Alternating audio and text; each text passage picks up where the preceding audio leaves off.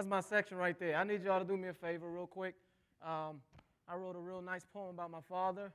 Kind of happened on my birthday. So if all y'all can help me out, all y'all need to do, sing happy birthday to you, happy birthday to you, happy birthday, dear Terrance, happy birthday to you. Y'all can do that for me? Yeah. And it's beautiful, I promise. On the count of 3. 1, 2, 3. Happy birthday to you. Yeah! Happy birthday to you. Happy birthday, dear Terrance. Happy birthday to you. She was like, I love you, son. I love you too, Ma. And a smile would always follow that sentence. But today, hidden behind that smirk on my face is a troubled adolescent boy in an unstable state who can't wait to unleash his vengeance. You see, on the outside, I'm cool, but this little boy is pissed at an unwelcome patron at this birthday celebration, and he just doesn't know how to deal with it. So almost immediately as my father speaks, this adolescent anger takes over me. He says, happy birthday, son. Won't you go out and blow out your candles and make a wish? So I did. But at first, I thought about every time you raised your fist, and I wish that just once, when it was coming down at her face, I wish you would have missed, but you ain't never missed.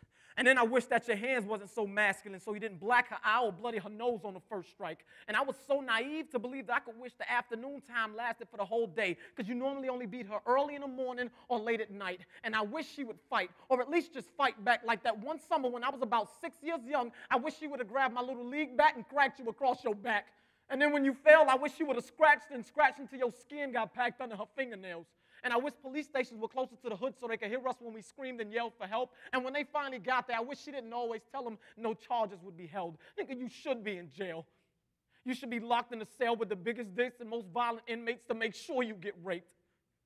Sentenced to be burned at the stake, but before they carry out your fate, you should be chained to a high-voltage gate with electrical wires wrapped around your waist. And a metal plate should be placed over your head and locked over your face so even your thoughts can't escape.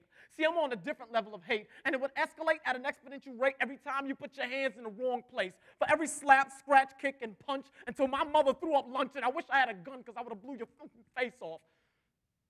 Back then, I was young. But now, I think we can face off. And even though I'm kind of nice, dude, you're probably right. I won't fight you because I may be a little too lightweight. But you go ahead and underestimate because even hard niggas' skin soft, so these bullets gonna penetrate. And when they done sewed up your holes and made up your face, I'm gonna be right there at the wake, smearing all your makeup. Like you smeared up all her makeup and made us wake up to watch you break up this place we call home. For 5 days in a row, 4 sons would use up all 3 of their wishes to wish you would leave us the hell alone. And on the other 2 days, we would all get together and pray that at least once you would be too drunk to know that home was this way. And maybe my brothers thought it was selfish of me to wish for my allowance to increase, but that was so I could save up enough money to pay some freak in the streets to smash his skull into the concrete. See, we're as solid as a rock. But now you're chipping at the concrete, and this house is a home, and it's strong when you're gone, so we just wish you would leave us the hell alone. And we don't want to hear your I'm sorry songs, or I shouldn't have been gone for so long, because if 3 fat punks with HIV kidnapped, brutally beaten, raped me, and I died the next day, and they played you the tape of how I begged for them not to take my manhood away, don't you even grieve me, because I never knew you. And you're lucky I was brought up in the church, though, because it's taken every Bible verse that I know for me not to put this bullet through you. And if you knew what I was wishing, you probably think I was kidding, like, hey, you can't be serious. This is my son. And even if he did want to shoot me, he couldn't possibly have a strap on. But see, Dad, that's where you would be wrong. Because weeks before this, my first wish was that my cousin would purchase me a Glock. And I didn't really care if it was used before or not. And it didn't need to be wrapped all nice or put inside of a box. It just needed to be cocked and ready. Because it might go off in something like a party setting in the midst of confetti, and I might not be thinking before I do it. So he made sure he showed me how to use it. He say, look, cuz, this is the handle. And on most Glocks, they got a real nice grip because you got to make sure it don't slip when you're inserting the full clip.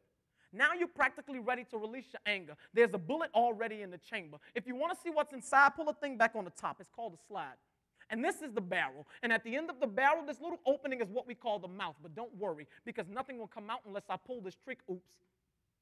Or maybe I should say it like you used to. I'm sorry, I didn't mean to cause any harm. But what I was trying to explain to you, Father, before I accidentally discharged my firearm was that this is the barrel. And at the end of the barrel, this opening is what we call the mouth. But don't worry, Dad, because nothing will come out unless I pull this trick. Oops.